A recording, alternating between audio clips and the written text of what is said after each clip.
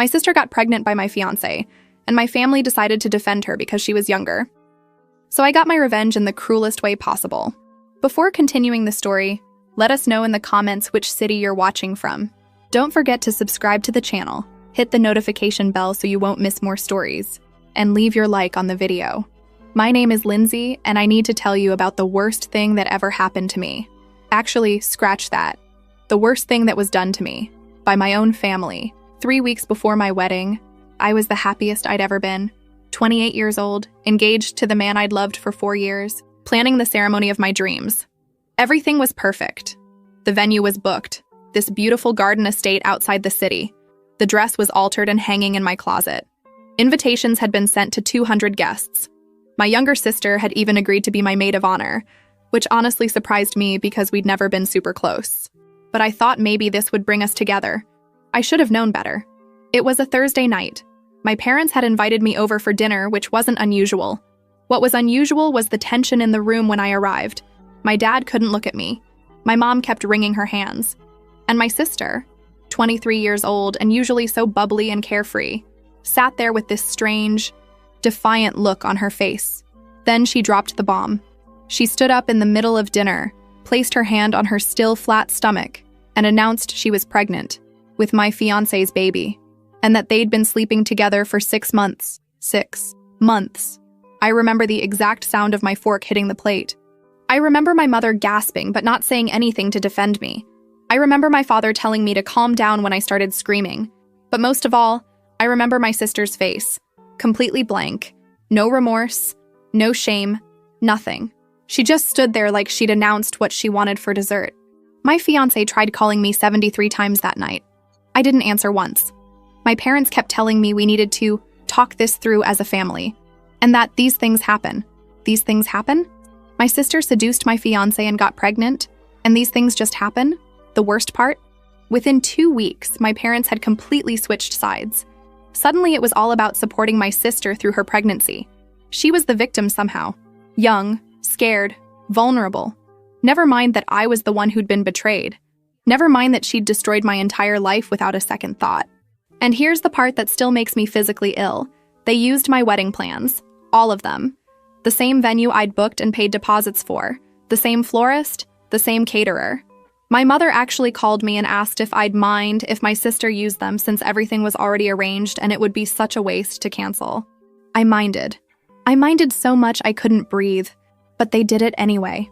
2 months after my wedding was supposed to happen, my sister walked down the aisle in a white dress, pregnant with my ex-fiancé's child, at the venue I'd chosen, with the flowers I'd picked out, eating the menu I'd selected.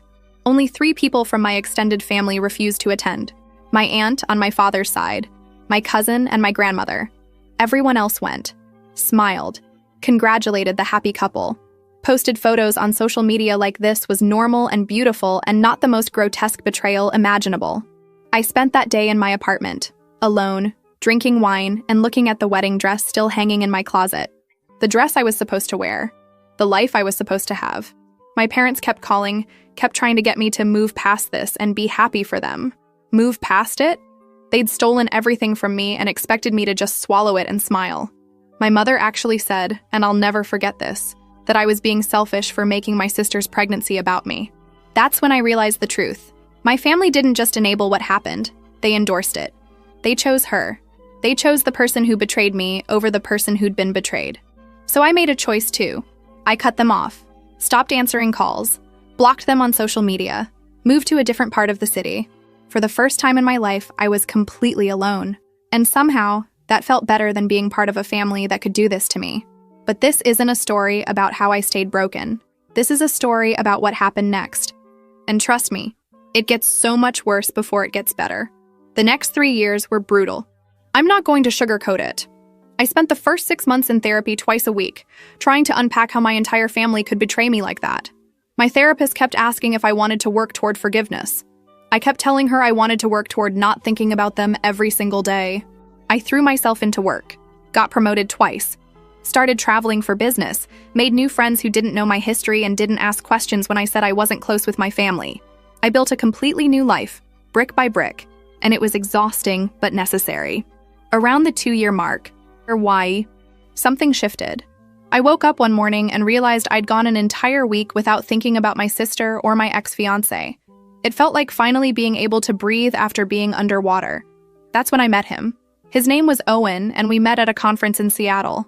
He was there representing his company. He'd started his own consulting firm 5 years earlier and had built it into something impressive. We ended up sitting next to each other at a networking dinner, and he made me laugh. Actually laugh, not that polite social laugh, but the kind that comes from somewhere genuine. We talked for 4 hours that night. About work, about travel, about everything except families. When he asked for my number, I almost said no. I wasn't ready. But something in his eyes made me change my mind. We dated long distance for 8 months before he asked me to move in with him. I was terrified. The last time I'd trusted someone completely, it had destroyed me. But Owen was patient. He never pushed. He let me set the pace for everything. When I finally told him about what happened with my family, we were sitting on his balcony at 2 a.m. I'd been avoiding it for months, but he deserved to know why I flinched every time he mentioned his own sister, why I changed the subject whenever family came up. I expected him to be shocked or uncomfortable. Instead, he just held my hand and said, "That explains so much about your strength. You rebuilt yourself from nothing. That's extraordinary." He proposed 10 months after we met. No pressure, no expectations, just a simple question on a random Tuesday night while we were cooking dinner together. Of course I said yes. We planned everything ourselves. No family input, no drama, no traditions we didn't choose. We got married in Italy, just the 2 of us and 12 close friends. It was small and perfect, and entirely ours. I wore a dress I picked out alone. We wrote our own vows. I cried during the ceremony, but they were happy tears. I sent my parents an invitation, not because I wanted them there, but because I wanted them to see that I'd moved on, that I'd built something beautiful without them. They didn't come. My mother called 2 days before the wedding and said they couldn't abandon my sister during such a difficult time. Apparently her marriage was already struggling, and she needed their support. I hung up before she finished talking. Owen asked if I was okay. I told him I was better than okay. I was free. But life has a way of testing you right when you think you've got it figured out. We started trying for kids about 6 months after the wedding. I was 31. Owen was 35, and we were both ready. Month after month, nothing happened. After a year of trying, we went to see a specialist. That's when we found out I had fertility issues. Nothing catastrophic, nothing that meant we couldn't have kids, but it wasn't going to be easy. The doctor recommended treatments, monitoring, interventions. It would be expensive and exhausting and emotionally draining. Owen squeezed my hand during that appointment and told the doctor we'd do whatever it took. We started the treatments. Injections, appointments, tests. Hope followed by disappointment, followed by more hope. It was brutal in a completely different way than what I'd been through before. This wasn't about betrayal. It was about wanting something so desperately and having no control over whether you'd get it. During one of the harder months after another negative test, I broke down. I told Owen maybe this was punishment for cutting off my family. Maybe I didn't deserve to be a mother. Maybe I was too damaged. He looked at me with more intensity than I'd ever seen and said, "Don't you dare let them take this from you too. Don't give them that power. This isn't about them. This is about us." He was right. This was our life, our journey, and we were going to fight for it together. What I didn't know then was that my old life was about to come crashing back in the worst possible way. The phone call came on a Sunday afternoon, 4 years after I'd cut them off. My father. I almost didn't answer, but something made me pick up. He sounded older, tired. He asked if we could talk, really talk, about trying to repair the family. He said it had been long enough, that life was too short for this kind of division, that my mother missed me terribly. I wanted to hang up, but Owen was watching me, and I could see in his face that he thought I should at least hear them out. Not for them, for me. So I wouldn't always wonder what if. That's how I ended up agreeing to a dinner. Neutral location, both families present. My parents, my sister, and her husband, yes, they'd actually gotten married. And Owen and me. The restaurant was expensive and quiet, the kind of place where people don't make scenes. I was so naive thinking that would protect us. My sister showed up with her 2 kids, a boy who just turned 4 and a girl who was 2. Both of them looked exactly like my ex-fiancé, which was like being stabbed every time I glanced at them. The boy had his eyes. The girl had his smile. I felt physically ill. She looked different, tired. There were dark circles under her eyes and she'd gained weight. Her husband, I still can't call him my ex-fiancé without wanting to break something. Looked uncomfortable from the moment they sat down. He couldn't meet my eyes. Kept staring at his plate like it might save him. My parents tried to keep things light at first, asking about Owen's business, complimenting my hair. Small talk that felt like walking on broken glass. My sister stayed quiet, managing her kids who were surprisingly well-behaved. Then dessert arrived and everything went to hell. My mother asked, in that careful tone people use when they're pretending something isn't loaded, if Owen and I were planning to have children soon. Before I could answer, my sister laughed. Actually laughed. "Good luck with that," she said, cutting her son's cake. "I heard you were having trouble. That must be so hard, wanting something you can't have." The table went silent. Owen's hand found mine under the table, squeezing so hard it hurt. "Excuse me?" I managed to get out. She looked up, feigning innocence. "What?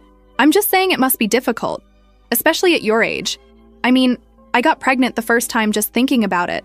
All 3 times, actually." "3 times? You're pregnant again?" my mother gasped. Delighted. My sister smiled, placing her hand on her still flat stomach. 12 weeks. We were going to announce it later, but yes. Another boy. We're so blessed. I felt like I was going to be sick. Owen's jaw was clenched so tight I thought his teeth might crack. "That's wonderful news," my father said, shooting me a look that clearly meant I should say something supportive. I couldn't. I literally couldn't form words. My sister wasn't done. She turned to Owen. "You must be so patient. I mean, if my husband couldn't give me children, I don't know what I'd do. But I guess when you really love someone, you stick it out, right?" It was the way she looked at him when she said it. The slight smile. The implication. Owen stood up so fast his chair scraped against the floor. "We're leaving." "Oh, come on," my sister said. "I was just making conversation. Don't be so sensitive." My mother reached for my arm. "Please, let's not ruin the evening. Your sister didn't mean anything by it. You know how she is. She just speaks without thinking sometimes." That excuse. That same excuse they'd been making for her my entire life. Something inside me snapped. I didn't sit back down. I stood there looking at my sister, really looking at her for the first time in years, and saw exactly what she was. Not my family. Not someone who'd made a mistake. A person who'd deliberately destroyed my life and felt absolutely nothing about it. "You want to talk about sensitivity?" I said quietly. Too quietly. "Let's talk about it. Let's talk about how you seduced my fiancé 6 months before my wedding. Let's talk about how you got pregnant and announced it like you'd won some prize. Let's talk about how you stole my wedding, my venue, my plans, everything. And nobody in this family said a single word to stop you." "Lindsay," my father warned. "No. I'm done being quiet. I'm done being the reasonable one. I'm done pretending any of this is okay." I turned to my parents. "You chose her. The moment she announced that pregnancy, you chose her. You didn't ask if I was okay. You didn't defend me. You just decided I should get over it and move on because it was easier than holding her accountable." My mother had tears in her eyes. "We were trying to keep the family together. By sacrificing me? By using my wedding plans for her? By expecting me to just swallow it and smile?" I laughed, but it came out harsh. "You didn't keep the family together. You cut me out and pretended that was the same thing." My sister rolled her eyes. "God, are you still on about that? It's been years. Get over it." "Get over it?" I repeated. "You destroyed my life. You betrayed me in the worst way possible. And you've never once apologized. Not once. Because I'm not sorry," she said simply. Her husband tried to grab her arm, but she shook him off. "You want to know the truth? He was never really yours. If he was, he wouldn't have come to me. Men don't cheat unless they're not getting what they need at home." Owen moved to stand next to me, his presence solid and grounding. "We're done here." But my sister wasn't finished. She looked Owen up and down in a way that made my skin crawl. "You know, if you ever get tired of waiting around for damaged goods, you know where to find me. I'm clearly very fertile." The table erupted. My father stood up, my mother gasped. Owen's face went dark with rage. But before anyone else could speak, I laughed. Really laughed, the kind that comes from somewhere bottomless. "You think that was flirting?" I said to my sister. "You think that makes you desirable? You're pathetic. You stole my fiancé because you couldn't stand that I had something you didn't. And now you're sitting here, pregnant with your 3rd child, in a marriage that's clearly falling apart, trying to seduce my husband because you still can't stand that I'm happy." Her husband was staring at her in horror. "Good. Let him see who he'd really married. You want to talk about damaged goods?" I continued. "Look in the mirror. You're 27 years old, stuck with a man who barely looks at you, raising kids in a family that's built on betrayal. Your own son is going to grow up knowing his father cheated on his aunt to be with his mother. That's going to be his origin story. Good luck explaining that. That's enough, my father said. But his voice had no force behind it. I turned to him. You're right. It is enough. I'm done. I came here tonight because you asked me to. Because some small part of me hoped you'd finally take responsibility for what you enabled. But nothing's changed. She's still the same manipulative person she was 4 years ago, and you're still making excuses for her. I looked at her husband, that man I'd once thought I'd spend my life with. He was staring at his plate, red-faced and silent. And you don't even have the courage to speak. You've been sitting there all night like a scolded child, not defending your wife, not defending yourself, not doing anything. You're exactly the coward I always suspected you were. He opened his mouth, maybe to apologize, maybe to defend himself. I held up my hand. Save it. Whatever you were going to say, I don't care. You're irrelevant. You were irrelevant the moment I left that apartment 4 years ago. You're just a bad memory, and you don't get to be anything more than that. I grabbed my purse. Owen was already standing, ready to leave with me. This family is dead to me, I said, looking at each of them in turn. Not because of the betrayal. I could have eventually forgiven that. But because none of you thought I deserved better. None of you stood up for me. And even now, even tonight, you're still choosing her. My mother was crying. Please don't do this. I'm not doing anything. You did this years ago. I'm just finally accepting it. We walked out of that restaurant and I didn't look back. Owen drove us home in silence. When we got to our apartment, I broke down. Not because I was sad, because I was free. Finally, completely free. But freedom, I'd learn, comes with its own complicated price. 2 weeks after that disaster of a dinner, I was still processing everything. Owen kept telling me I'd done the right thing, that standing up for myself was healthy, that cutting them off permanently was justified. But late at night, when I couldn't sleep, I'd replay the whole evening and feel this toxic mixture of vindication and rage. I needed to talk about it. But I'd already exhausted Owen's patience with the topic, and my therapist couldn't see me for another week. So I did what thousands of people do when they need to vent. I went online. I found this support group for people dealing with family estrangement. It was anonymous, just usernames and stories. Everyone there had some variation of family trauma.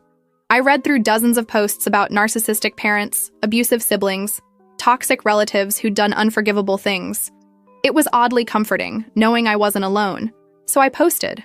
I wrote out the entire story. The betrayal, the wedding, the 4 years of silence, the dinner, everything. I was careful. I didn't use names, didn't mention the specific city, kept details vague enough that it could have been anyone's story.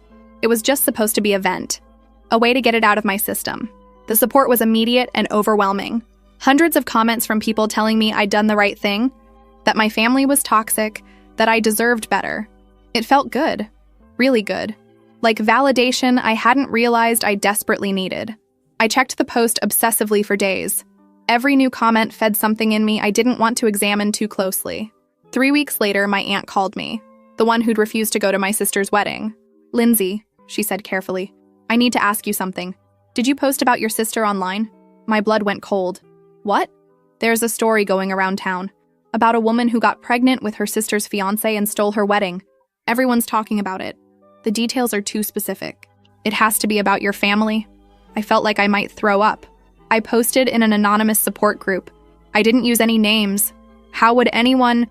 Someone must have recognized enough details and started connecting dots. You know how people are. They piece things together and suddenly it's all over social media. Group chats everywhere. It's gotten back to your sister. Good, I said before I could stop myself.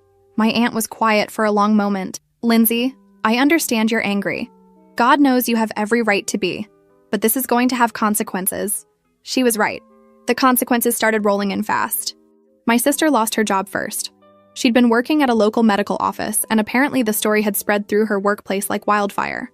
Her boss called her in, said something about maintaining professional reputation and not being a good fit for their family-oriented practice. She was let go within a week. Then the social consequences hit. People started recognizing her at the grocery store, at her kids' school, around town.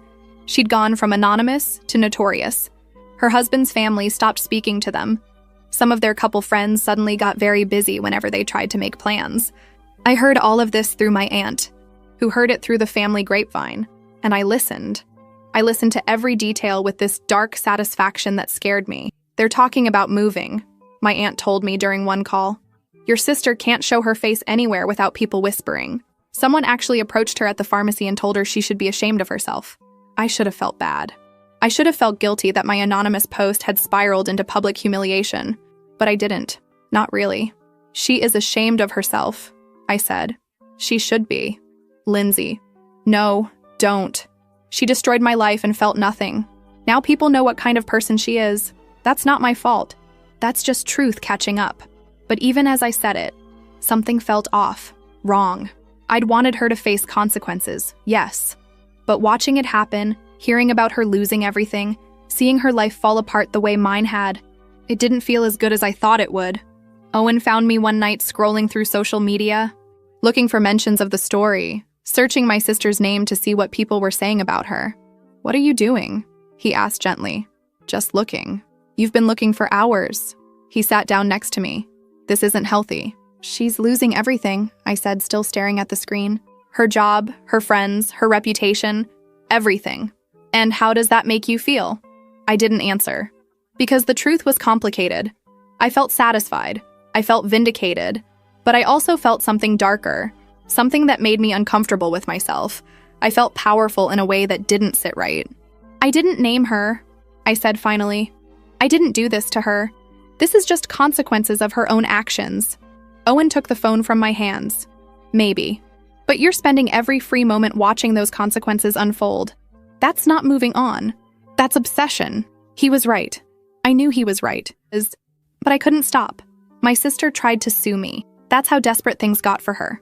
She hired a lawyer and filed a defamation lawsuit, claiming I'd posted lies about her online that had destroyed her reputation and caused her to lose her job. The lawyer sent an official letter to my address. Somehow she'd tracked down where I lived, which was creepy in itself. Owen and I consulted with an attorney. He read through everything, looked at my anonymous post, and basically laughed. "She has no case," he said. "First, you never named her. Second, truth is an absolute defense against defamation. Third, she'd have to prove that your post directly caused her specific damages, which is nearly impossible when it was anonymous and the spread was organic. The lawsuit never even made it past preliminary filing. The judge threw it out. Not enough evidence, no direct connection, case dismissed. When my aunt told me, I felt this rush of triumph. She'd tried to come after me legally and failed. It was another loss for her, another win for me. But that same week, something else happened. Something that should have been purely joyful. I got pregnant. After 2 years of treatments, failed attempts, hormones, disappointments, finally 2 lines on a test. I stared at it in the bathroom for 10 minutes straight, crying, unable to believe it was real. When I showed Owen, he picked me up and spun me around, and we both cried together. This was everything we'd wanted, everything we'd fought for. We were going to have a baby. I should have been the happiest person alive. Instead, I found myself obsessively checking social media for updates about my sister. It became a compulsion. Every morning, every night, sometimes multiple times during the day. I'd search for her name, look at her profiles, scroll through comments and gossip pages. I needed to know what was happening to her. If things were getting worse, if she was suffering enough. Owen noticed. Of course he noticed. 3 weeks after we found out about the pregnancy, he came home from work and found me on my laptop, deep in some discussion thread about my sister. Again. He closed the laptop. Not aggressively, but firmly. "We need to talk." I knew that tone. "About what?" "About the fact that you're pregnant with our child, and you're spending more time obsessing over your sister than celebrating this miracle we've been given." "I'm not obsessing." "Yes, you are. You check her social media every day. Multiple times a day. You're in these gossip groups, reading every comment, tracking every consequence. You're consumed by watching her life fall apart. She deserves it," I said defensively. "Maybe, probably, but that's not the point." He sat down next to me. "The point is that she's still controlling your life. You cut her off 4 years ago, but she's more present now than ever because you can't stop watching her destruction. That's not fair, isn't it?" He took my hand. "Lindsay, you're pregnant. We're having a baby. This is supposed to be the happiest time of our lives. But every time I look at you, you're on your phone or your laptop monitoring her.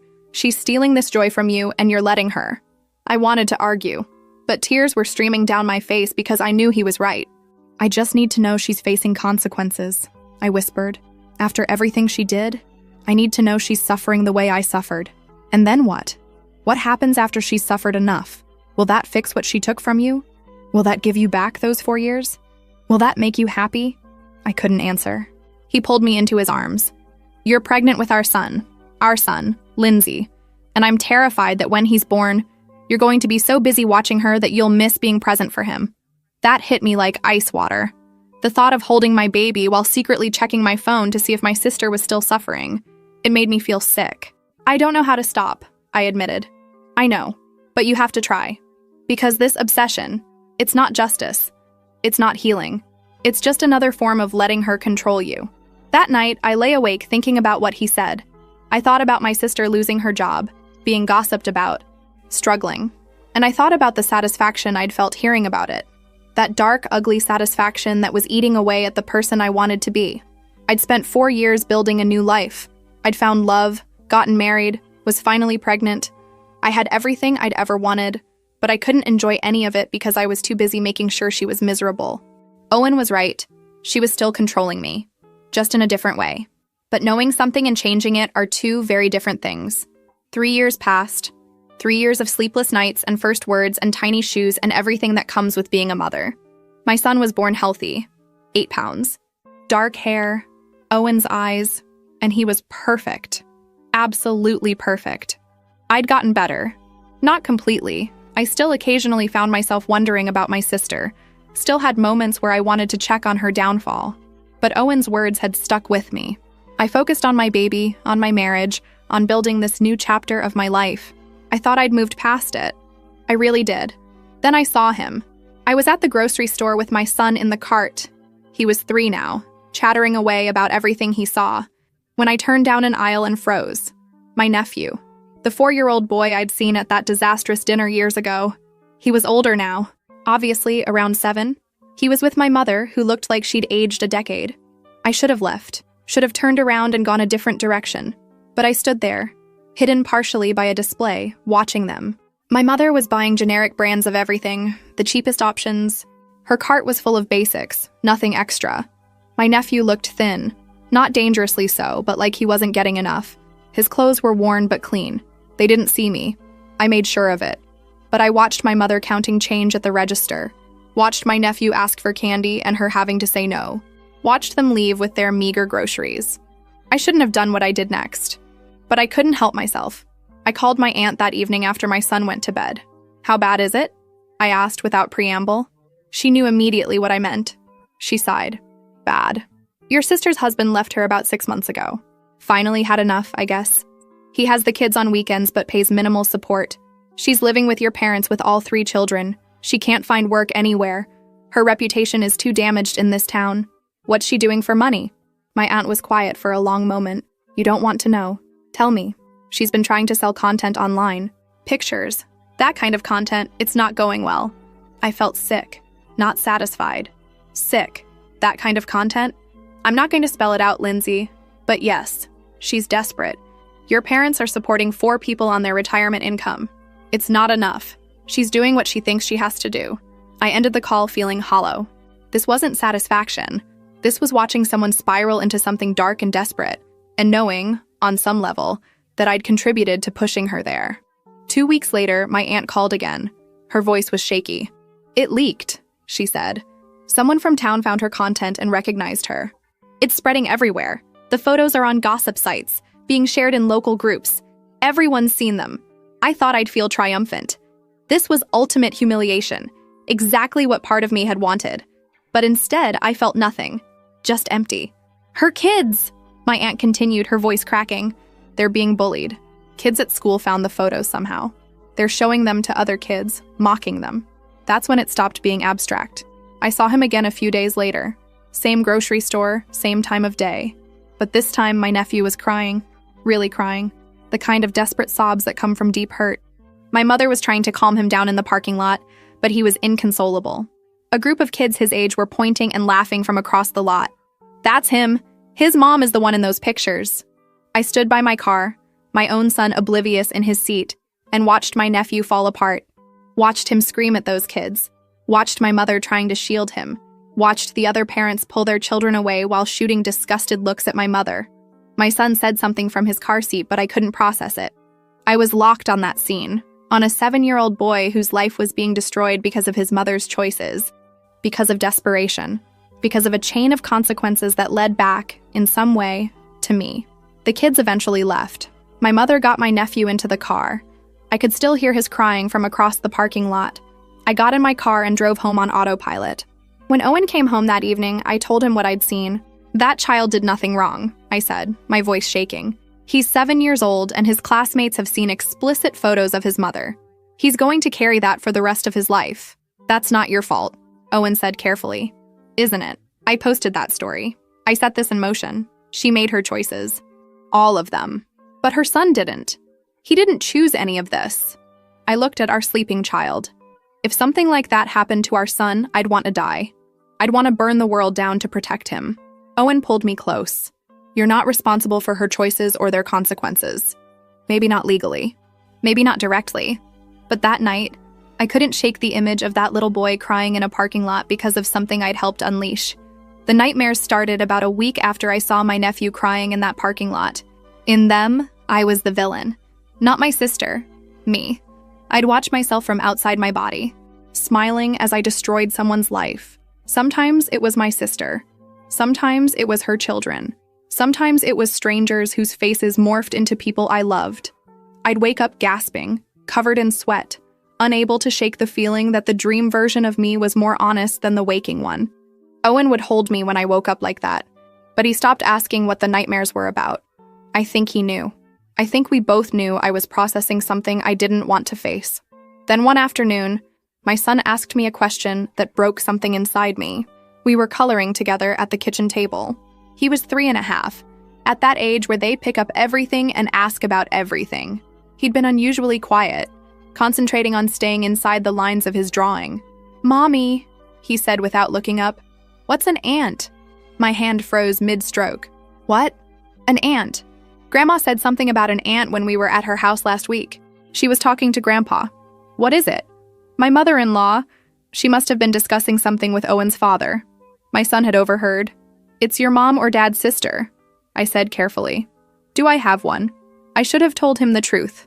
I should have said yes, that he had an aunt he'd never met, that it was complicated, that maybe someday I'd explain. But I didn't. "No," I said. "You don't have an aunt." He nodded, accepting this completely, and went back to coloring. But I sat there feeling like the worst person alive. I'd just lied to my child, lied about something fundamental about our family. And the worst part was how easily the lie had come out.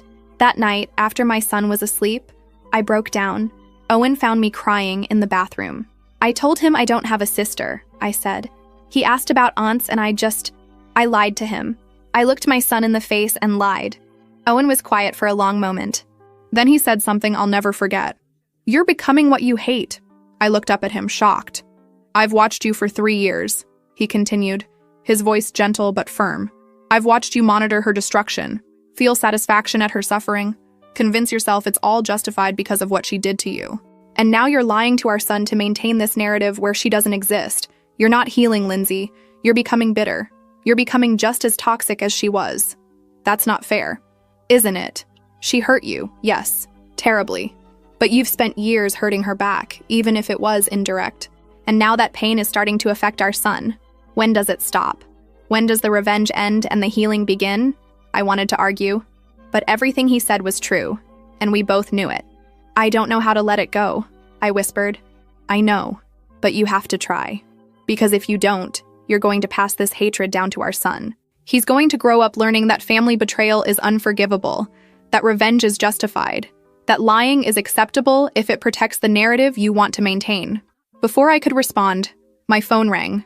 Late, too late for a normal call. I almost didn't answer, but something made me pick up. It was my father. "Lindsay," he said, and his voice was wrecked. "It's your mother. She's been diagnosed with cancer, pancreatic, stage 4. The world tilted. "What?"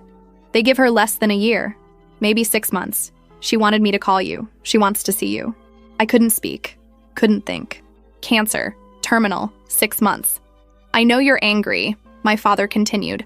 "I know we don't have a relationship anymore, but she's your mother. She's dying, please." I hung up without answering, stood there holding the phone, trying to process what I'd just heard. Owen was watching me. What happened? My mother has cancer. Terminal.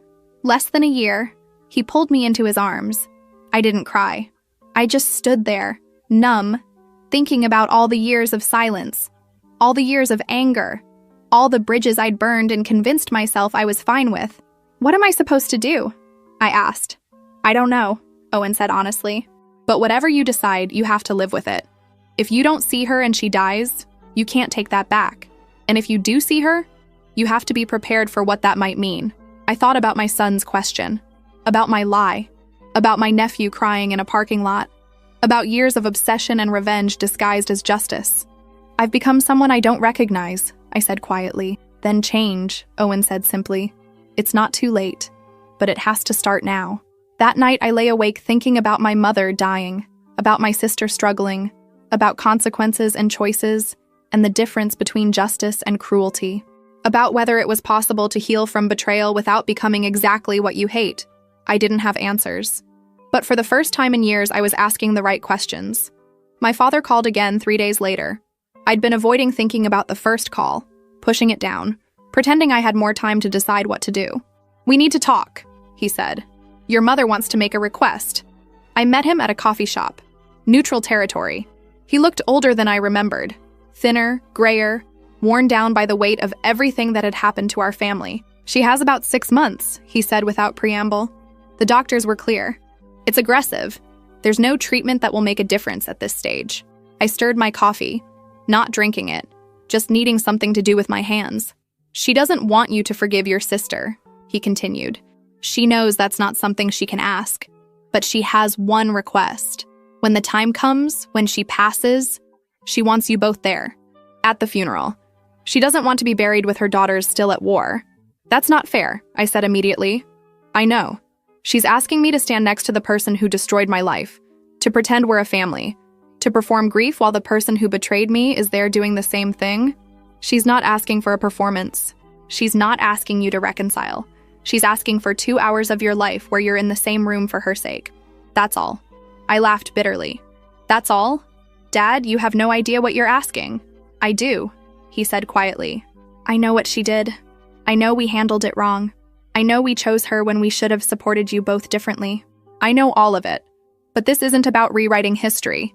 It's about giving your mother peace before she dies." "What about my peace? When do I get that?" He didn't have an answer for that. That night, Owen and I had the longest conversation we'd had in months. I told him about my father's request, about the funeral, about the impossible position I was in. "If you don't go, you'll regret it," Owen said. "Not because of them, because of you. You'll spend the rest of your life wondering if you made the right choice. And if I do go, if I stand there next to her and have to watch her cry and pretend to be the grieving daughter, then you'll know you did everything you could. You'll know you gave your mother what she asked for in her final days." "I hate this," I said. "I hate that she's putting this on me, that I have to choose between my own pain and her peace. I know, but that's the choice, and only you can make it." The next day, I did something I should have done years ago. I made an appointment with a therapist, not the one I'd seen after the initial betrayal. A new one, someone who could help me process this fresh hell. Her office was calm. Neutral colors, soft lighting, a box of tissues strategically placed. I told her everything: the betrayal, the wedding, the years of silence, the dinner, the post that leaked, my sister's downfall, my nephew crying, the nightmares, the lie to my son, and now this impossible request. She listened without judgment, taking occasional notes. "What do you want?" she asked when I finished. "I don't know." "That's not true. You might not want to admit it, but somewhere inside you know what you want." I was quiet for a long time. I want it to stop hurting. I want to be able to think about my family without feeling this rage. I want my son to grow up without inheriting this darkness. I want to be free of her, of all of them. "And you think seeing your mother before she dies will give you that?" "I don't know. Maybe. Or maybe it'll just hurt more." "There's no right answer here," the therapist said gently. "But consider this. What will haunt you more? Going and risking pain, or not going and living with that question forever?" That night, I sat down and wrote a letter to my sister. I don't know why. I wasn't planning to send it. but I needed to get the words out. I wrote about the betrayal, about how it had destroyed me, about the years of anger and obsession, about watching her life fall apart and feeling satisfied, then feeling sick about that satisfaction, about seeing her son crying and realizing that revenge doesn't heal anything. It just creates more pain. I wrote that I didn't forgive her, that I might never forgive her, but that I was tired of hating her, tired of watching her suffer, tired of letting what she did control my entire existence. I sealed the letter and put it in my desk drawer. I didn't know if I'd ever send it, but writing it felt like something. 3 days later, I called my father. "I'll see her," I said. "Mom, I'll visit her in the hospital, but I'm doing it for me, not for you or for her or for some fantasy of family reunion. I'm doing it because I need to know I did everything I could before it's too late." "Thank you," he said, his voice breaking. "I'm not promising anything beyond that visit. I'm not promising I'll come to the funeral. I'm not promising I'll ever speak to you or my sister again after this. I'm just promising this one visit. That's all we're asking." But we both knew that wasn't true. This one visit would lead to more requests, more pressure, more complicated emotions. But I'd deal with that when it came. For now, I was taking one step. Just one. Not for them. For me. The hospital smelled like antiseptic and desperation. I'd been in hospitals before. For my son's birth, for routine appointments. But this felt different. Heavier. Like the building itself knew why people came here and mourned with them. I was supposed to meet my father in the lobby at 2 o'clock. He'd take me to my mother's room. Controlled visit, limited time, no drama. That was the plan. But plans never work out the way you think they will. I got there early, anxious and unable to wait at home any longer. Owen had offered to come with me, but I needed to do this alone. I sat in the waiting area, mindlessly scrolling through my phone, trying not to think about what I'd say to my mother. Then I heard a child's voice. "Grandpa, I'm scared." I looked up. My nephew, the 7-year-old I'd seen crying in that parking lot. He was sitting across the waiting room with my father, wearing clothes that looked too big for him, his face drawn and pale. Next to him was my sister. We saw each other at the same moment. Her eyes widened. Mine probably did too. Neither of us had expected this. My father looked between us, clearly panicking about the accidental encounter. For a long moment, nobody moved. Nobody spoke. We just stared at each other across a hospital waiting room, years of pain and anger and betrayal hanging in the air between us. My sister looked terrible. Not in a petty, satisfying way, in a genuinely concerning way. She'd lost weight. Her hair was pulled back messily. There were dark circles under her eyes so pronounced they looked like bruises. She looked defeated, broken. Her other 2 children weren't there, probably with their father for the weekend. Just her oldest son, the one born from my betrayal, sitting there terrified about his dying grandmother. And then he looked at me, really looked at me. I saw the recognition in his eyes, the way children process new information by examining faces. "Dad," he said quietly, tugging on my father's sleeve. "Who is that lady?" My father's face went pale. "You're my aunt," the boy said suddenly, his eyes going wide. "Aren't you? You look like Mom, and Grandpa talks about 2 daughters sometimes." The waiting room went silent. My sister had tears streaming down her face. My father looked like he wanted to disappear. And I stood there, frozen, staring at this child who'd just realized he had an aunt he'd never known about. "Yes," I said finally, my voice barely above a whisper. "I'm your aunt. Why haven't I met you before?" It was such a simple question, such an innocent question, and there was no good answer. "It's complicated," I managed. "Did you and Mom have a fight?" My sister made a sound, something between a sob and a gasp. She stood up abruptly. I need some air." She practically ran toward the hallway, her shoulders shaking. My father started to go after her but stopped, looking torn between his daughter and his grandson. The boy looked confused and scared. "Did I say something wrong?" "No," I said quickly. "No, you didn't say anything wrong. I should have left, should have walked away." But I found myself sitting down next to him instead. "Your grandma is very sick," I said gently. "That's scary for everyone. Your mom is upset about that.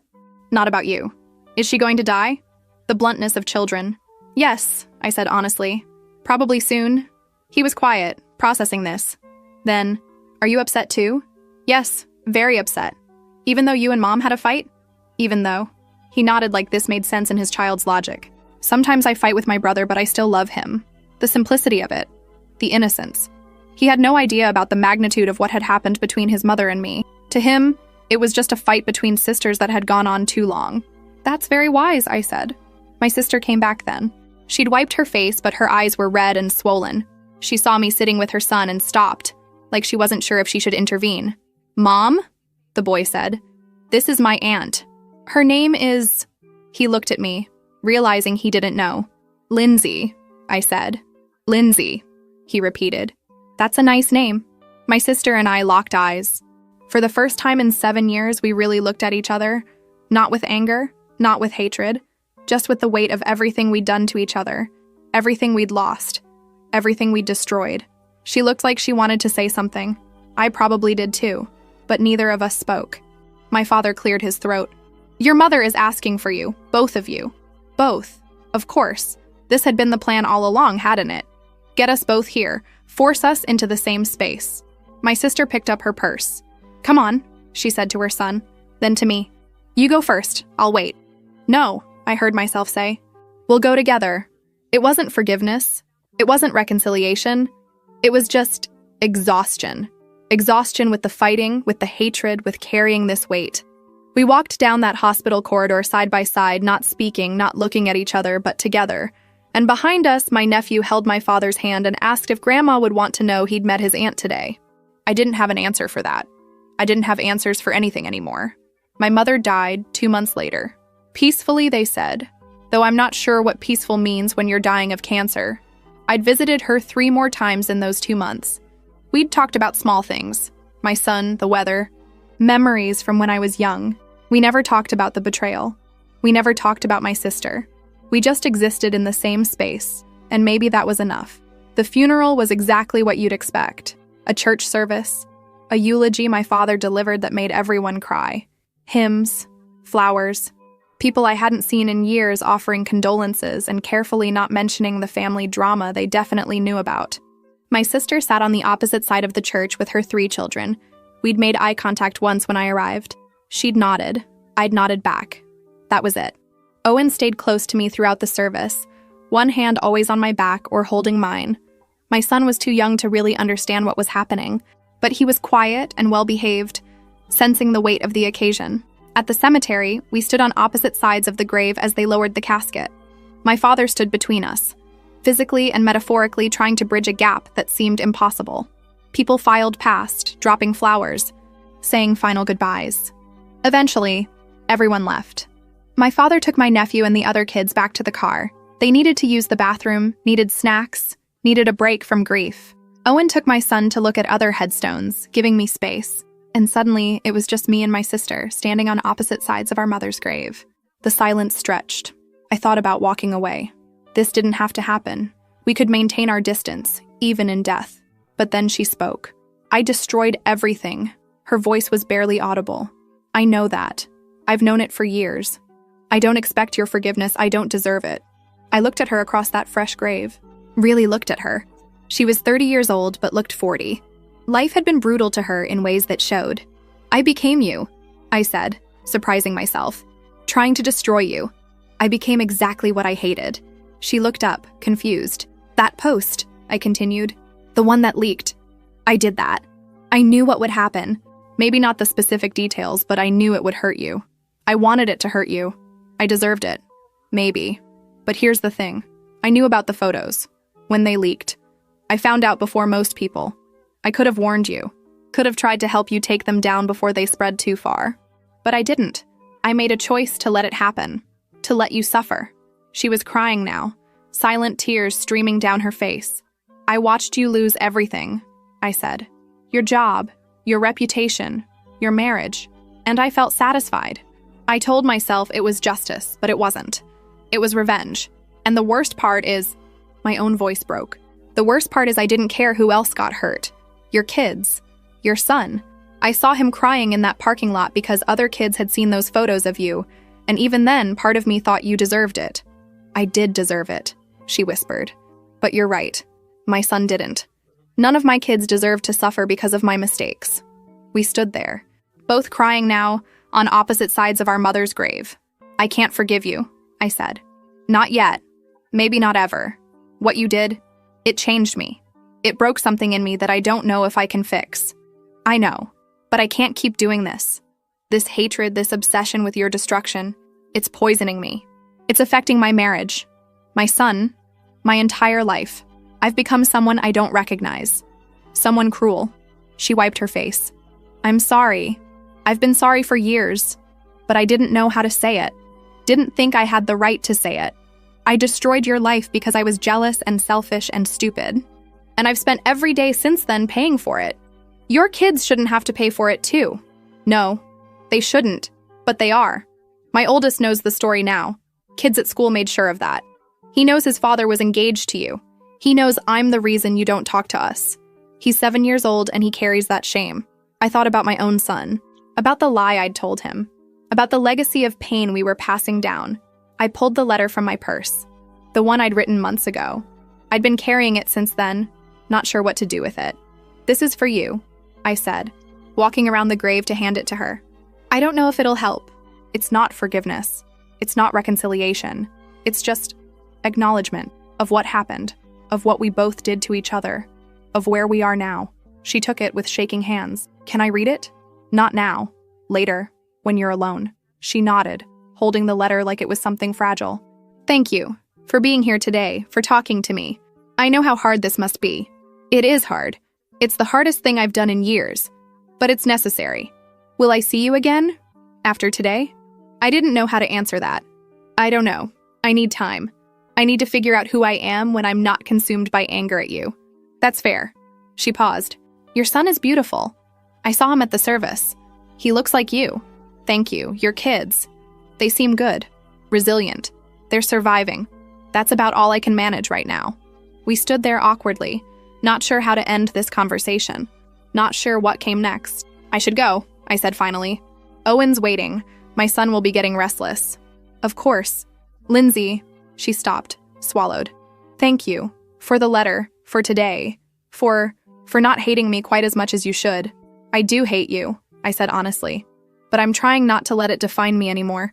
I walked away then, back to Owen and my son. Back to my life. As I walked, I heard her crying again, alone at our mother's grave, holding a letter that contained years of pain distilled into a few pages. It wasn't healing, it wasn't closure, but it was a first step toward something, toward not being enemies, even if we'd never be sisters again. 3 years have passed since my mother's funeral. 3 years of carefully maintained distance, of healing that happens so slowly you barely notice it until you look back and realize how far you've come. I never told my sister about the money. Every month I transfer funds to my father's account with specific instructions. For the kids' school supplies, clothes, activities. He knows it's from me. She doesn't. It's easier that way. I'm not doing it for her. I'm doing it for those 3 children who didn't ask to be born into this mess. My sister got a job about 6 months after the funeral. Nothing glamorous. She works at a warehouse doing inventory. It's honest work. She lives in a small apartment now, alone. The kids stay with her during the week and with their father on weekends. From what my father tells me, she's in therapy. Weekly sessions, working through everything, trying to become someone different, someone better. I'm in therapy too. Therapy. Once a month now, down from twice a week. We talk about forgiveness, about healing, about letting go of the need to control everything, about being a better mother to my son by not passing down the darkness of my past. My father lives alone in the house I grew up in. It's too big for him now, full of memories and ghosts. My sister visits on Tuesdays. I visit on Thursdays. We never overlap. It's an unspoken agreement, a boundary we both respect. Until his birthday. My father turned 70 this year. Owen convinced me we should go to the party he was having. Small, just family, nothing dramatic. I almost said no, but my son asked if we were going to see Grandpa, and I couldn't think of a good reason to refuse. We showed up at 1 o'clock. My sister and her kids were already there. The moment I walked in with Owen and my son, everything got quiet. Not uncomfortable, just careful. Everyone aware of the fragility of the moment. My sister was in the kitchen helping set up food. She looked up when we entered, and for a split second, I saw fear in her eyes. Fear that I'd leave. Fear that my presence meant conflict. Fear that we were about to ruin our father's birthday. I nodded at her. She nodded back. And that was it. Our kids gravitated toward each other immediately, the way children do. My 6-year-old son and her 10-year-old started playing with some building blocks. Her younger two joined in. They laughed and built towers and knocked them down, completely oblivious to the history that separated their mothers. My sister and I stayed on opposite sides of the room. We didn't speak directly, but we were civil to each other through our father. Could you pass this to your sister? Tell her thank you for bringing the cake. Small interactions, mediated, safe. At one point, my nephew, the oldest, the one I'd met in the hospital, came up to me. "Hi, Aunt Lindsay," he said shyly. My heart clenched. "Hi. Your son is really nice. Can we be friends?" I looked over at my sister. She was watching us, her expression unreadable. "Yes," I said. "You can be friends." Later, after cake and presents and awkward small talk, I found myself standing in the backyard watching all the kids play together. My sister came out a few minutes later, stood about 10 feet away from me, and watched them too. For a long time, neither of us spoke. Then she said quietly, "Thank you." "For what?" "For the money. I know it's from you. Dad's terrible at keeping secrets." I didn't confirm or deny it. "My therapist says I need to accept help without analyzing the motives behind it," she continued. "That's hard for me, but I'm trying. So, thank you. It's helped. It's for the kids." "I know, but still." We watched my son teach her daughter how to do a cartwheel. She was terrible at it, but he was patient, demonstrating over and over. "They don't know," my sister said. "About us. About everything that happened. I haven't told them. Neither has my son. He knows he has an aunt and cousins, but not the whole story. Maybe they never need to know. Maybe we can let them just be cousins. Let them have what we destroyed." I thought about that. About the weight of family history. About cycles of pain and revenge. About whether it was possible to break those cycles. "We'll never be sisters again," I said. It wasn't cruel, just honest. "I know, but we don't have to be enemies either." She looked at me then, really looked at me. "No, we don't. I don't forgive you. I don't know if I ever will. I don't deserve your forgiveness. But I don't hate you anymore. Not the way I used to. I'm just tired. Tired of carrying it." Me too. My son called out then, asking me to watch him do something. I waved, told him I was watching. When I looked back, my sister had moved slightly closer. Not much. Just enough that we were standing together rather than separately. "Maybe this is enough," she said quietly. "Maybe we don't need to be family in the traditional sense. Maybe we can just coexist. For them." I looked at our children playing together, laughing, building something new that had nothing to do with what we'd destroyed. "Maybe," I agreed. "Maybe that's enough." We stood there in that backyard. Two women who'd destroyed each other and been destroyed in return, watching our children play in the ruins of what used to be a family. We weren't healed. We weren't reconciled. We weren't sisters. But we'd stopped being enemies. And for the sake of those kids, the innocent ones who deserve better than the war we'd waged, maybe that was enough. Maybe it had to be enough. Because the alternative, continuing the cycle, passing down the hatred, teaching our children that betrayal was unforgivable and revenge was justice, that was a legacy neither of us wanted to leave. So we stood there, together but separate, broken but trying, not sisters, but not enemies. And somewhere in that complicated middle ground, maybe there was something like peace.